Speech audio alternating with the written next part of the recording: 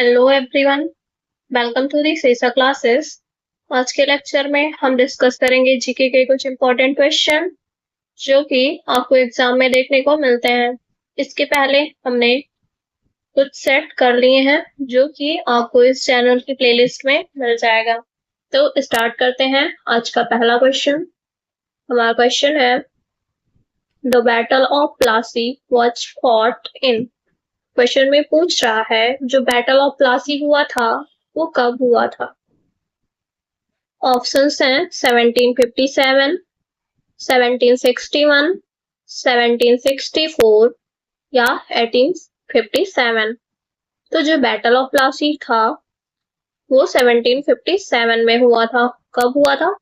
1757 में। तो हमारा ऑप्शन ए सही आंसर हो जाएगा। एक्सप्लेनेशन देखते हैं इसका। जो बैटल ऑफ प्लासी था वो 23 जून 1757 को हुआ था, जो ब्रिटिश ईस्ट इंडिया कंपनी थी उनके और सिराजुद्दौला के बीच में। और ये जो बैटल ऑफ प्लासी था वो बिगिनिंग था ब्रिटिश पॉलिटिकल डोमिनेंस का इंडिया में। एग्जाम के लिए फैक्ट लिखा हुआ है जो आपको याद रखने हैं। रॉबर्ट क्लाइव जो थे वो ब्रिटिशर्स की तरफ से बैटल ऑफ प्लासी में लड़े थे सिराजुद्दौला से। कौन था उस टाइम पे governor general? Robert Clive. Next question देखते हैं। Question second, which Mughal emperor built the red fort. Question में पूछ रहा है जो रेड फोर्ट है उसको किस मुगल एम्परर ने बनवाया था। ऑप्शंस हैं अकबर, जहांगीर, शाहजहां या औरंगजेब। तो जो रेड फोर्ट था उसको शाहजहां ने बनवाया था। किसने बनवाया था? शाहजहां ने। तो हमारा ऑप्शन सी सही आंसर हो जाएगा। एक्सप्लेनेशन देखते हैं इसका। तो बेटा जो रेड फोर्ट है वो दिल्ली में बनवाया था शाहजहां ने। कब बनवाया था? 1648 में। कब? 1648 में। और इन्होंने क्यों बनवाया था? जब इन्होंने आगरा से दिल्ली जब अपनी कैपिटल शिफ्ट की थी तब शाहजहां ने रेड फोर्ट बनवाया था दिल्ली में। एग्जाम के लिए फैक्ट देखते हैं। तो जो रेड फोर्ट है वो यूनेस्को वर्ल्ड हेरिटेज साइट है। क्या है? UNESCO world heritage site. Next question देखते हैं। Question third, this is the smallest continent in the world. World का सबसे स्मॉलेस्ट कॉन्टिनेंट कौन सा है? ऑप्शंस हैं यूरोप, अंटार्कटिका, ऑस्ट्रेलिया या साउथ अमेरिका। तो जो वर्ल्ड का सबसे स्मॉलेस्ट कॉन्टिनेंट है वो ऑस्ट्रेलिया है। हमारा ऑप्शन सी सही आंसर हो जाएगा।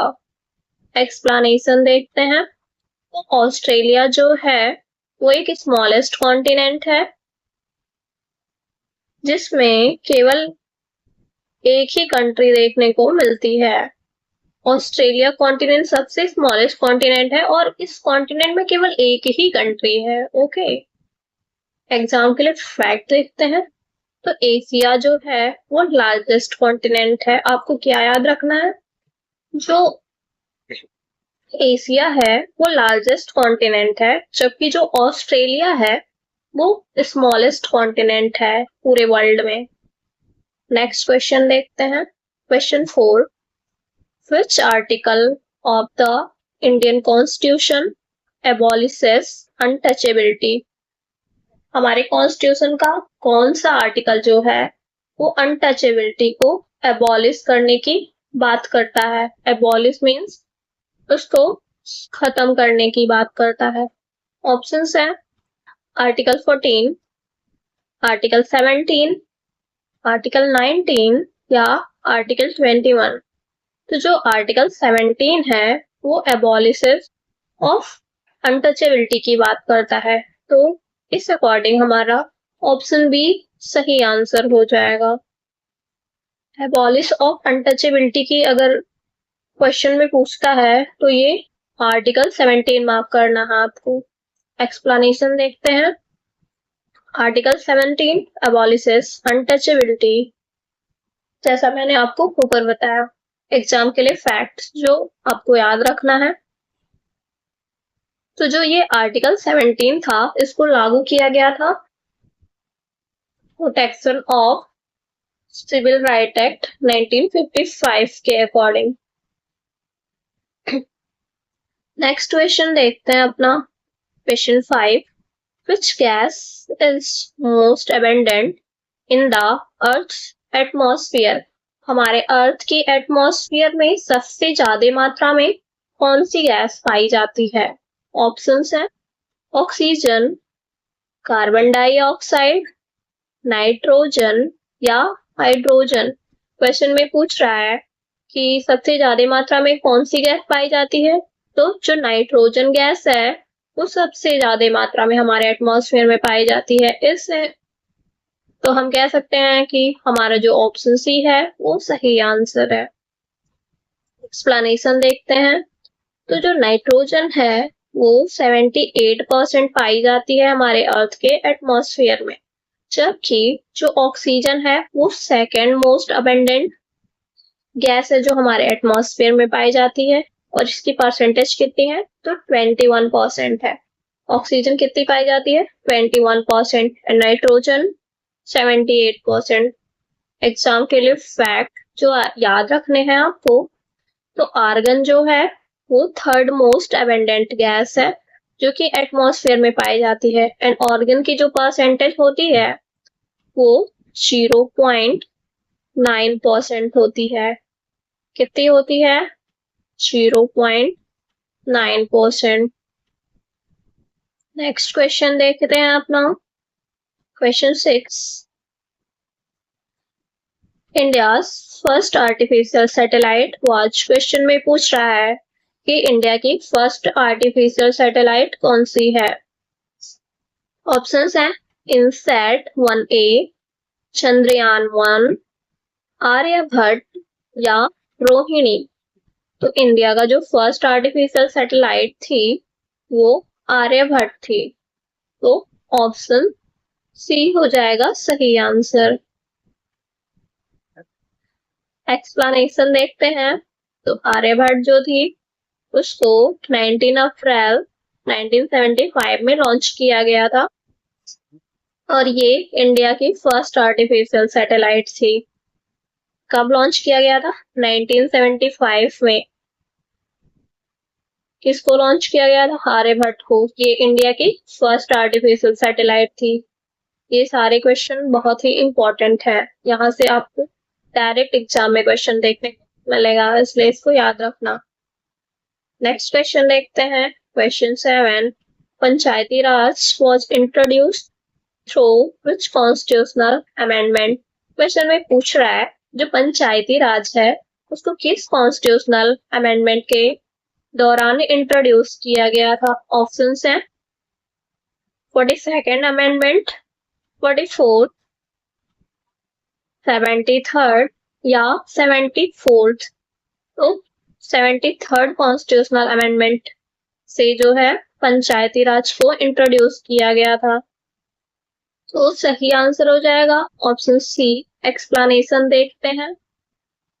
जो 73rd कॉन्स्टिट्यूशनल अमेंडमेंट एक्ट 1992 था, उसके अकॉर्डिंग पंचायती राज इंस्टीट्यूशन को इंट्रोड्यूस किया गया था। एग्जाम के लिए फैक्ट जो याद रखने आपको, 73rd अमेंडमेंट पंचायत के बारे में बताता है जो कि रूरल लेवल पे होता है, एंड जो 74th अमेंडमेंट था वो भी 1992 में हुआ था। ये म्युनिसिपैलिटी से रिलेटेड है जो कि अर्बन एरिया के बारे में बता रहा है। नेक्स्ट क्वेश्चन देखते हैं, question 8। Who is known as the father of the Green Revolution in India? Question में पूछ रहा है कि जो ग्रीन रेवोल्यूशन हुआ था उसके फादर कौन थे। ऑप्शंस हैं Verghese Kurien, M S Swaminathan, Norman Borlaug या सी सुब्रमण्यम जी। तो जो MS स्वामीनाथन जी थे वो ग्रीन रेवोल्यूशन के फादर माने जाते हैं, तो ऑप्शन बी हो जाएगा सही आंसर। एक्सप्लेनेशन देखते हैं। तो जो डॉक्टर MS स्वामीनाथन जी थे वो ग्रीन रेवोल्यूशन के फादर माने जाते हैं इंडिया में। इन्होंने इंट्रोड्यूस किया था high yielding variety of wheat को, और इन्होंने मॉडर्न फार्मिंग प्रैक्टिसेस जो थी उनको प्रमोट किया था। ग्रीन रेवोल्यूशन के फादर कौन थे? MS स्वामीनाथन। इन्होंने हाई यील्डिंग वैरायटी जो थी सीड की, व्हीट की, उसको प्रमोट किया था, और मॉडर्न फार्मिंग प्रैक्टिसेस जो थी उसको भी प्रमोट किया था। एग्जाम का फैक्ट देख लेते हैं। जो फादर हैं ग्रीन रेवोल्यूशन के, वर्ल्ड के लेवल पे देखें तो वो नॉर्मन वॉरलॉग जी हैं, और अगर हम father of green revolution India में देखें तो वो MS स्वामीनाथन जी हैं। नेक्स्ट क्वेश्चन देखते हैं, question 8। The term of the Lok Sabha is, question में पूछ रहा है लोकसभा की टर्म या कितनी होती है। ऑप्शंस हैं 4 इयर्स, 5 इयर्स, यहाँ पे तो मैंने क्वेश्चन पहले से मार्क कर दिया है, 6 इयर्स या 7 इयर्स। तो लोकसभा का जो टर्म होता है वो 5 ईयर होता है। एक्सप्लेनेशन देखते हैं। आर्टिकल 83 जो है कॉन्स्टिट्यूशन का, वो जो नॉर्मल टर्म होती है लोकसभा की वो 5 ईयर होती है, तो उसके बारे में बताता है।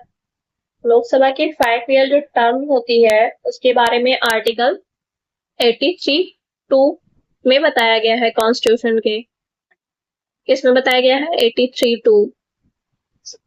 एग्जाम के लिए फैक्ट देखते हैं। तो जो राज्यसभा है वो एक परमानेंट हाउस है, और जो 1/3 इसके मेंबर होते हैं राज्यसभा के वो प्रत्येक 2 ईयर पे रिटायर होते हैं। राज्यसभा एक परमानेंट बॉडी है, और प्रत्येक 2 साल में इसके 1/3 मेंबर रिटायर होते हैं। नेक्स्ट क्वेश्चन देखते हैं, question 10। Who was the first woman prime minister of India? Question में पूछ रहा है इंडिया की फर्स्ट वुमेन प्राइम मिनिस्टर कौन थी। ऑप्शंस हैं प्रतिभा पाटिल, सोनिया गांधी, इंदिरा गांधी या सरोजनी नायडू। तो सही आंसर हो जाएगा option C, Indira Gandhi. Explanation देखते हैं। तो जो इंदिरा गांधी थी वो इंडिया की फर्स्ट वुमेन प्राइम मिनिस्टर थी, जिनको 1966 में प्राइम मिनिस्टर, जो कि 1966 में प्राइम मिनिस्टर बनी थी। एग्जाम के लिए फैक्ट देखते हैं। तो ये ओनली ऐसी इंडिया की second longest serving prime minister थी। क्या मतलब है इसका? जो इंदिरा गांधी जी थी वो सेकंड ऐसी प्राइम मिनिस्टर थी जिन्होंने सबसे ज्यादा टाइम तक प्राइम मिनिस्टर रही हैं, second longest serving prime minister है। तो आज के लेक्चर में इतने ही क्वेश्चन, मिलते हैं कल। अगर कोई डाउट है तो please comment, like, share and subscribe this video. Thank you.